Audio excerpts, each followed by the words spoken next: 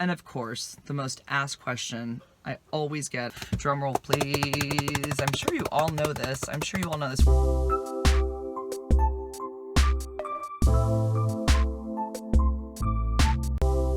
Good morning, everybody. Happy Monday to you. My name is Jennifer, if you don't already know that. And also, I'm HIV positive, if you don't know that. And this channel is all about my life with HIV and how I overcame AIDS. And here I am today, 3 years later, doing totally fine.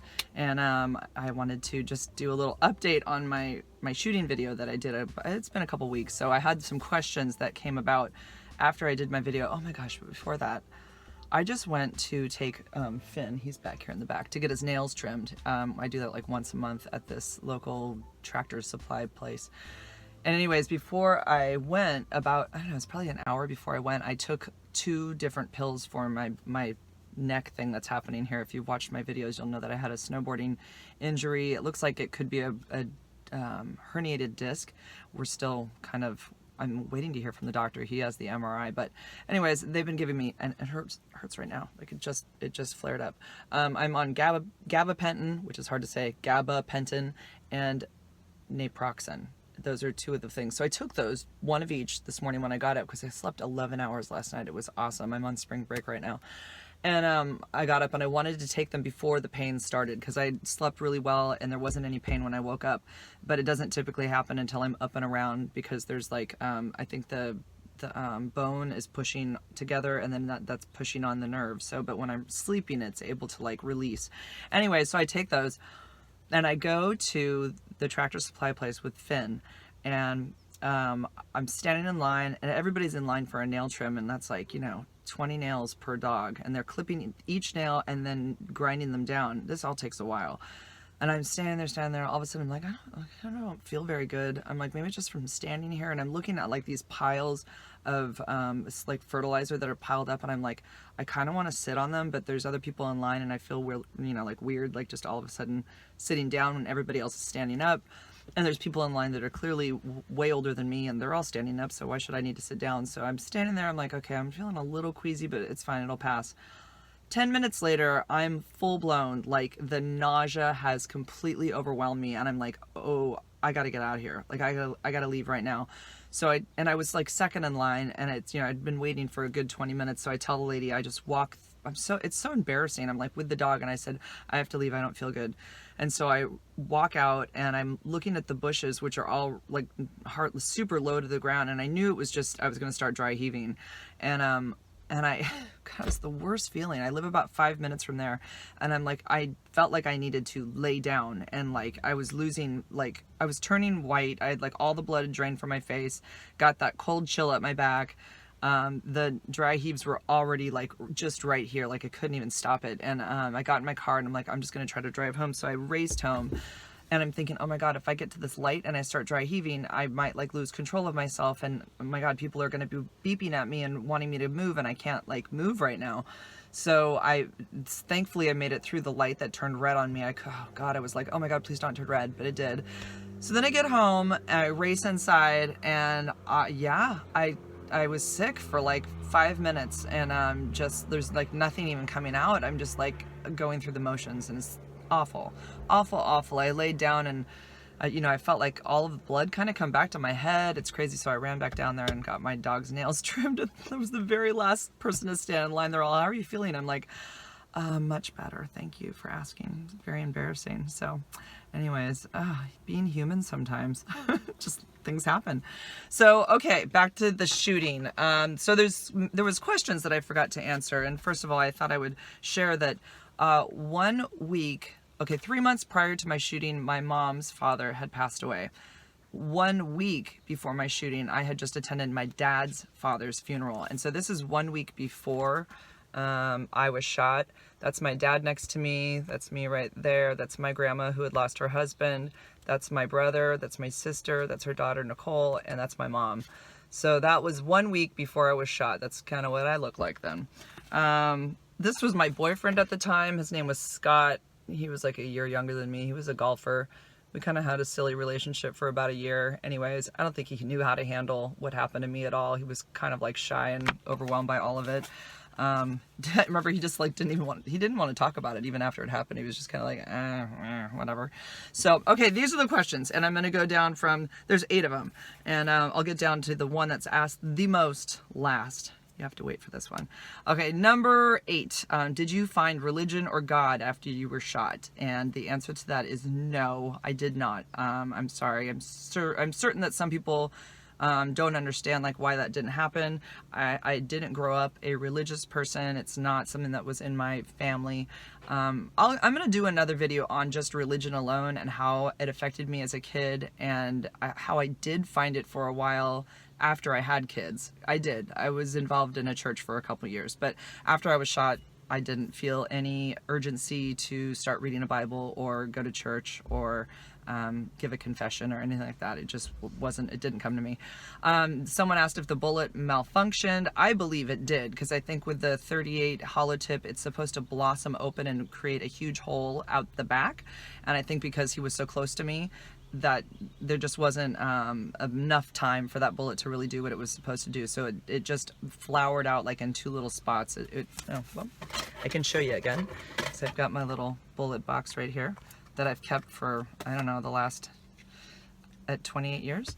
So here's the bullet again, and then if you can see, it just, flowered out in like 2 spots. Like right there, the whole thing didn't open up like it was supposed to. So, and again, this is what it looks like before it's shot out of the, I was going to say the airplane, out of the gun. Hello. Okay, so yeah, I think it did malfunction. So another thing that I forgot to say is that this is number 3, that people don't ask this, but I just thought this was interesting, or maybe it's number 6. I don't know which way we're going. When I was in the hospital in the emergency room, and they were like, evaluating everything and giving me some morphine because my hand hurt so bad, the police or the detectives came up with a big binder, and they were like showing me pictures of guns. And I remember I had to go through these, no, it's definitely not this, definitely not that. It was a small silver gun, and so we figured out kind of what gun it was based on all of these photos. So that was kind of interesting, a little detective work. They needed to know right away what I saw, which was kind of neat. How much money did he get? He roughly got $13,000. I know that James, the other teller, handed him a wad of $5,000, and I believe he got about $8,000 from my till. So about $13,000 is what they figured out. How did he get a gun? The story that I was told through the district attorney is that he had been a security guard at one point, and things hadn't gone well in his life, and he had a young son, and that he had turned to robbing banks to get by. And that's kind of the story we were told, and that he had actually stolen that gun from another security officer or a police officer, or something to that extent. So I believe they said it was stolen. How was my mental health after? Crazy, and funnily enough, I was fine. They offered counseling through the bank, I think, offered counseling, and they also purchased my clothes again. They gave me like a little chunk of change. I don't know, it's like $100 to replace my clothing that was cut off. I think the bank did that. And then yeah, the counseling they offered, but I don't know, I was fine. I knew that it wasn't personal. Oh wow, he's gonna do this right now while I'm filming this. Okay, hold on, I'm gonna roll the window up so you're not hearing that clanking noise. It's okay, dude. I'm just doing a YouTube video right now. It's my neighbor. He doesn't know. Okay, so yeah, my mental health was fine. I did go back to work right after. Not right after. What am I saying? 3 months later. Oh my God. Okay. We're just going to have to wrap this up because I'm not moving. And I had this really funny dream that kind of like let it all go. I was having like little moments here and there where I'd be in public and I was like, wow, like everything could change in a split second. Someone could pull out a gun and start shooting people. So I did have that fear out of nowhere that of course I'd never had before.